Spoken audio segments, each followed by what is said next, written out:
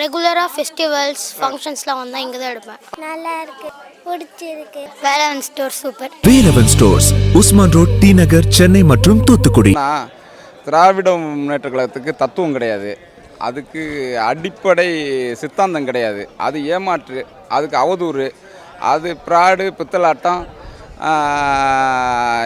அது பேர் என்ன, இலவச அறிவிப்பு, இது மாதிரி ஏமாற்று வேலை. அதை தான் அது காலங்காலமாக செஞ்சுக்கிட்டு இருக்கு. அதனால் அது ஏதாச்சும் ஒன்று பண்ணணும்னு வச்சிங்களேன். இப்போ அண்ணா பல்கலைக்கழகத்தில் ஒரு பாலியல் குற்றவாளி இருக்கிறான். அந்த பாலியல் குற்றவாளி திராவிட முன்னேற்ற கழகத்தோட ஆள். அந்த சார் அவர் தான். அப்புறம் அந்த சார் இன்னொரு சார் இருக்கார், அந்த சார் தெரியல. அப்புறம் அவர் இப்போ இந்த அரசாங்கத்தால் பாதுகாக்கப்பட்டு வெளில வர்றாரு. இப்போ உண்மையிலே பாலியல் குற்றவாளி யார்? ஒரு நம்ம வரலாற்றை எடுத்தோம்னு வச்சுங்களேன், இவங்க ஆனால் திராவிட முன்னேற்ற கழகத்தை பற்றி தொட்டு வரலாம். ஆனால் இது ரொம்ப அசிங்கம், அநாகரிகம். நம்ம இது புலிப்படை. இது போய் இந்த பன்றி கூட்டம் வரும்போது வேணால் அழுக்கு ஓட்டிட்டு ஓடலாம். நம்ம புலினாக ஓங்கி ஓட்டி அடித்து அடித்து விரட்டி வீச தான் பண்ணணுமோ. இந்த அவதூறு அசிங்கங்களுக்கு பதில் சொல்லிட்டு இருக்கதை நான் இழிவாக நினைக்கிறேன், கேவலமாக நினைக்கிறேன். இந்த திராவிட கூட்டத்துக்கு தத்துவமாக ஏதாச்சும் பேச சொல்லுங்கள். அதை விட்டுட்டு அழுக்கு அசிங்கங்களை பேசி பேசி திருப்பி கொண்டாந்து எங்களையும் அப்படி ஆக்க வேண்டாம்.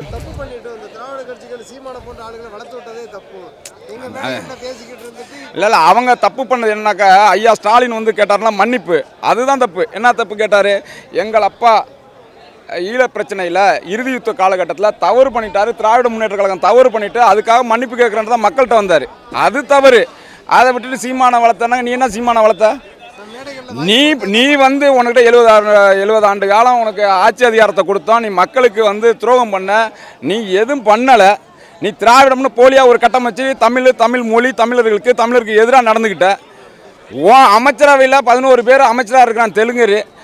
அப்போனா நீ அப்புறம் தமிழர்கள் விழிப்பு பெற மாட்டாங்களா? அதை ஒருத்தன் தட்டி கேட்டு இருக்கானா? நீ 1.5 லட்சம் பேர் செத்து போய்த்தான். ஒரு தலைமை 6 படை கட்டி வச்சுருந்தான், அதை அழிச்சிட்ட, துரோகத்துக்கு துணை போன நீ. அப்போ அதுலேருந்து உருவானவர் தான் அண்ணன் சீமானு. அதனால் இந்த இது இருக்குல்ல, அவர்லாம் தப்பு பண்ணல. அவங்க பண்ண தப்பு நிறையா, அதுக்கு வேணால் அடுக்குவோம். நீ பண்ண தப்பு தமிழ் இனத்துக்கும் தமிழ் மொழிக்கும் எதிராக பண்ணது தான் தப்பு. நீ என்ன பெரிய இது பேர், நீ இவரை வளர்த்து விட்டன்னு நீ மொத்தம் தமிழையும் அழிச்சு விட்டுட்ட. அதுதான் உன்னோட தவறு. தம்பி இங்கே பாருங்கள், இந்த அனைத்து இந்திய அண்ணா திராவிட முன்னேற்ற கழகத்தில் தீபான்னு ஒருத்தவங்க வந்தாங்க. திடீர்னு பார்த்தா அவங்களுக்கு பின்னாடி ஒரு பெரும் கூட்டம்னா கூட்டம். என்னடா இது, அம்மா ஜெயலலிதாவோட வாரிசு நான்ட்டாங்க. பெரிய கூட்டம் வந்துச்சு. எங்கே போச்சு அந்த கூட்டம்? ஆர்கே நகர் எலெக்ஷனில் டிடிவிக்கு பின்னாடி பெரிய கூட்டம் வந்துச்சு. எங்கே போச்சு? அதோட விடுங்க, அந்த சன்லி லியோன் கேரளாவுக்கு வந்துச்சு. அப்போ பெரிய கூட்டம் வந்துச்சு. எங்கே போச்சு அதெல்லாம்? இந்த கூட்டம் காட்டுறது இதெல்லாம் அது எல்லாம் கூடும் தம்பி. ஆனால் இருந்தால் நிற்கும். நம்மளுக்கு இந்த சமீப காலகட்டங்களில் எத்தனை அரசியல் கட்சிகள் வந்துச்சு, அதெல்லாம் என்னாச்சு? ஏன்னா தத்துவம் இல்லாத எதுவுமே வெல்லாது, தத்துவமானதான் நிலையானது. அப்போ இது தனிநபர் துதிக்காக கூடுற கூட்டம் இல்லை, தத்துவத்துக்காக கூடுற கூட்டம். அதுவும் இழப்பை சந்திச்சு எழுச்சியாக நிற்கிது. இதை கொண்டு அதெல்லாம் ஒரு இது பேசாதீங்க. அரசியலில் தன் மக்களை காக்கணும் தலைவன் தான், தன் தொண்டனை காக்கணும். தன் தொண்டனுக்கு ஒரு பிரச்சனை, மக்களுக்கு ஒரு பிரச்சனைனா உடன் நிற்கணும். அவன் தான் தலைவன். தலைவன் ஓடி போய்த்தான் தலைவனை காவது பண்ணு தொண்டன் நானாக்கா, அது எப்படி அந்த கட்சி? 43 பேர் செத்து போய்த்தான், தலைவன் ஓடி போய்த்தான். அதுக்கப்புறம் இந்த தொண்டெல்லாம் சேர்ந்துக்கிட்டு அவன் காவந்து பண்ணுறாங்கிறான். நீ ஒரு உண்மையான ஒரு படம் எடுத்தால் கூட ஒருத்தன் கூட இது மாதிரி ஒரு தலைவன் இந்த தலைவன் கதாபாத்திரம் இவர் பண்ணதை ஹீரோவாக போட்டாக்க ஒரு நாள் ஓடாது படம். அப்புறம் இந்த அரசியல் கட்சி எப்படி ஓடும்? அதெல்லாம் ஒன்றும் ஆகாது. ஒரு முக்கியமான சீமான் எனக்கு மாமாவோட உரிமை நான் கவனிக்கிறது என்னன்னா, அடுத்தவன் பொண்டாட்டி, அடுத்தவன் நபர், அடுத்த வீட்டில் பெண்கள் எப்படி இருக்கிறாங்க, அவங்க யாரு, அடுத்த பொண்டாட்டி அழகா இருக்கிறாங்களா இல்லையா, இதை பார்த்து வைத்தியர்கள் பார்த்து சீமான் அடிச்சுக்க முடியாது. அதுவும் நான் போய் சொல்றேன், சும்மா வாய் வந்ததெல்லாம் சொல்ல. சீமான் நித்யானந்தாவை பார்த்து போராடப்பட்ட ஒரு ஆடியோ ஒன்று. நித்யானந்தா வச்சிருக்கிறான்னு கூட போவாங்க, ஃபிகரோட இருக்காங்க. அதுவும் வெள்ளக்கார ஃபிகரா. இப்படி ஒரு ஆடியோ போடுறாங்க. அந்த ஆடியோ அவர் மறுக்கல. இவன் கேட்டா சொல்லுவான், நீங்க வந்து மிமிக்ரி பண்ணிட்டீங்க, நீங்க ஏஐ போட்டீங்கன்னுவாங்க. நாங்க மிமிக்ரி பண்றோம், ஏஐ போடுறோம், நாங்க இந்த கருத்தை பண்றோம். நாங்க ஒரு மாமாக்களை பார்ப்போம், ஆர்எஸ்எஸ் வாங்கி திருப்போம், அப்படி மிமிக்ரி பண்ண போறோம். ஒரு நித்யானந்தா சாமியார் எந்த பொண்ணு கூட சுத்தி இருக்கிறான், எத்தனை பொண்ணு கூட சுத்துறான், அது வெள்ளக்காரியா வெளிநாட்டுக்காரியா உள்ளூர்காரியா ஆராய்ச்சி பண்றவங்க தான் சீமான் பண்ணுவான். இதுவும் நான் சொன்னது அவரே சொன்னது. எதுவும் நம்மள சும்மா அடிச்சு விடுறது இல்லை, நான் வாய்க்கிறது போய் நான் சொல்றது இல்லை. முக்கியமான ஒண்ணு நான் சொல்ல வந்தது, முக்கியமான ஒண்ணு சீமான் சமீபத்தில் சொன்னேன். அதாவது எந்த பார்ப்பனை எதிர்ப்பை வச்சு நீங்க ஒரு திராவிட கட்டத்தை உருவாக்கியோ அதே பார்ப்பனை கடப்பாறை வச்சு உடைப்பாங்க. நீங்க யோசிக்கணும், ஒரு மனுஷன் எதுக்கு கடப்பாறை யூஸ் பண்ணான், பாப்பா இன்னைக்கு கடப்பாறை யூஸ் பண்ணான், அவன் மத்து தயிர் கிடையாது குமுடி இப்படி ஒரு வேட்டி இப்படிதான் இருந்தாலும் ஏன் கடப்பாறை யோசிச்சா இருப்பான். அப்பதான் யோசிச்சேன், அங்க வரதுக்கு முன்னாடி கேட்க ராகவன் வீடியோ பார்த்துருக்கேன்.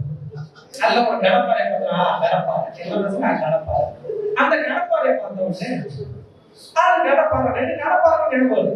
சீமான் வந்து ஜெயில இருக்கு, புதுச்சேரியில ஜெயில இருக்கு, 2009 ஜெயில இருக்கு. அப்போ வந்து எஸ்பி இருந்தது, அது வந்து ஜெயகாந்தன் எஸ்பி. ஜெயகாந்தன் வந்து சீமான் ஜெயில இருந்து எஸ்பி ஆகுது. சீமான் அப்புறம் லெட்டர் எழுதுவான், நடிகைக்கு லெட்டர் எழுதுவாங்க. நான் யோசிக்கிறேன், இதனால கவிஞராச்சே பாடகராச்சே எதுவும் எழுதியிருப்பான் அப்படின்னு நினைச்சு சீமான் ஒரு கவிதை எழுதிப்பான். அந்த காலத்துல கண்ணே காதலி சிறையில் சேழந்த இந்த கடப்பாறையை கற்பனை கலந்து வைத்தே செயல்பட செய்கிறேன். இதனால் பாதிக்கப்பட்டது எனது கைகள் மட்டும்தான், கைகள் பாவம் இல்லையா, உடனடியாக வந்து சேரு. இப்படியாப்பட்ட கடப்பாறை வச்சு பாப்பா கடப்பாறை வச்சுக்கிறப்ப ஒரு கடப்பாறை நினைப்புல இருக்கிறது. கடப்பாறை வந்து கோச்சிக்காதீங்க, அதான் செய்யறாதான் தப்பா இருக்கிறாங்க. இப்படி ஒரு கவிதை எழுதியிருக்கலாம், அந்த கவிதை காணாம போயிருக்கலாம். கிடைச்சா சந்தோஷமா இருக்கும், கிடைக்கிறத கேட்டுட்டு இருக்க, கூடி சீக்கிரம் கிடைச்சோம். இதெல்லாம் பார்க்கிற சீமானோட தம்பிங்க, நீ தைரியமா வெளில வந்துருக்கியா, நீ யூடியூப் சேனல்ல பேசுற, மேடையில பேசுற, வெளியே வந்து பேசிருக்கா, நீ யாருக்கு தைரியமானால ஒண்டி கொண்டி வருவேன்னாங்க. இதையும் அவங்க சீமான்ட்ட தான் கத்துக்கணும். சீமான் அந்த மாதிரி தான் வார்த்தையை விட்டாரு. வீரலட்சுமி அக்கான்னு ஒருத்தவர், அவங்க புருஷன் ஒன் டு ஒன் அவங்க சொல்றாரு, இடத்த நீ குறிப்பா நான் குறிப்பா, அந்த மாதிரி கடற்கரை இடம் தேதி ரீங்கள கடையில் வச்சுலாம் சண்டை போடுவாங்க. உடனே நான் எலி கூட தான் சண்டை போடுவேன், புலி கூட தான் சண்டை போடுவேன். ஒரு நேருக்கு நேரா இடத்த குறிச்சு சண்டைக்கு வாங்க பார்க்க நாள் பாண்டிச்சேரியில அவர் குடிக்கிற ரெகுலரா குடிக்கிற தோப்புல அங்க இருந்து ஒரு 10 கிலோமீட்டர் என்ன யாரையோ மாடல் பண்ணுறாங்க. இவரு திருப்பு அங்க போகாத, போன ஏதோ பிரச்சனை அங்க இருந்து ஓடுற அவசியமா தைரியம் கொஞ்சம் கூட இல்லாத அவசியம். பாலியல் பொறுக்கி சீமான் இதுல முக்கியமானாங்க. அது பாலியல் பொறுக்கி எல்லாம் தெரிஞ்சு உலகத்திலேயே ஒரு கொடூரமான மானகட்ட வாழ்க்கை வாழ்க்கை யாருன்னா சின்ன மாமா சாட்டதான். இதெல்லாம் தெரியாம தான் பரவாயில்ல, எல்லாம் தெரியும், எப்படியாப்பட்டாலும் தெரியும், என்னென்ன பண்ணிக்கிற எல்லாம் தெரியும். தெரிஞ்சும் அவர் என்ன பண்ணாலும் அது விட்டு கொடுக்குறது இல்லை. மன்னிப்பு கேட்ட தெரிஞ்ச பெரிய வீடியோ போடுறது. அவர் பாலியல் பொறுக்கின்னா அந்த வயசுல எங்கன்னா அப்படிதான் இருக்கும் வீடியோ போடுறது. இப்படி ஒரு மானகட்ட வாழ்க்கை வாழ்க்கை சாட்டை எவ்வளவு கேவலமான ஒரு வாழ்க்கை.